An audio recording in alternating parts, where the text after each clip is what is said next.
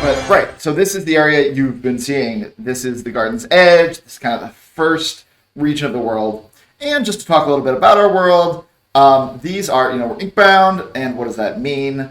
You're stepping into stories, and these stories were written from ink using the power of quills. And quills, you'll see in game, it's this little floating thing that follows you around. So you as the player, you have a quill. Other NPCs do not, and this sort of gives you your power. This is why you're the one stepping into these stories, solving problems. What those problems are, we'll show you some more concept art of those problems here in a minute.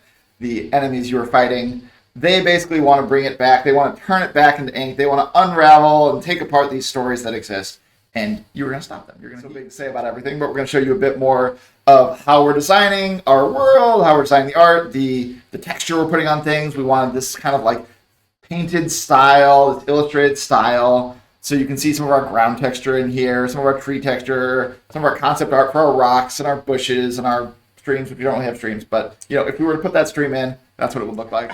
Right, and then here we go. This is that border between the ink turning into this story. So as you see us play, as you play the game yourselves, you'll see these borders of like inks, the inky area surrounding these islands you're on and where the story is manifesting from. So this is that connection point. This bit of concept art was us trying to figure out what that looked like. So the stories are coming, like the land that you are walking on is coming out of the ink as Right. the story is being created. Right. And it's not the other way around, like the story's melting into the ink. Right, no, it's being manifested. This is like that raw, primal source for these. And then, we've got these unraveled, these enemies that want to take it back and tear it down. So you're going to stop. Right. Well, how do you decide on one design or one aesthetic versus the other?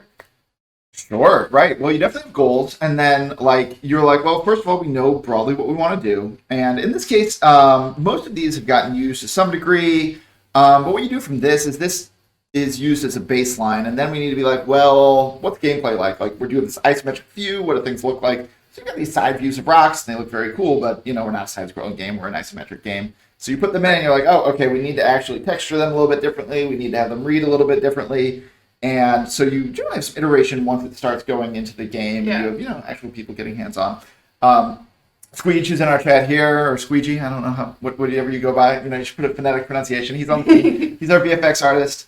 So, for example, like that border between the island and the ink, you have to do a lot of work to figure out, how do we make that feel like it's liquid and connecting? And, technology has practical limitations sometimes, so you sort of can't just imagine it. So you got to figure some things out. But this uses, are we hitting this target? So these are targets. They're does it feel like that target that we've set through the concept art? You brought up something that I think is interesting, and we often have to remind ourselves, I feel like I sometimes do have to remind myself, so let me just talk for myself. It's like when you're thinking about a cool piece of art, you really do have to take into account how it's seen within the game.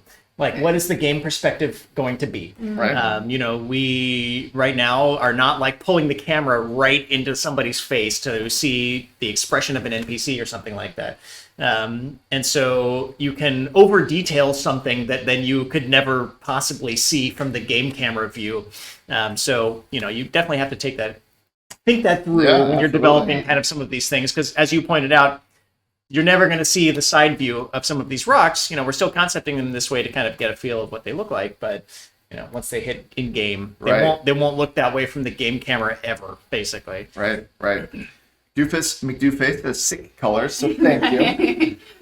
We appreciate it.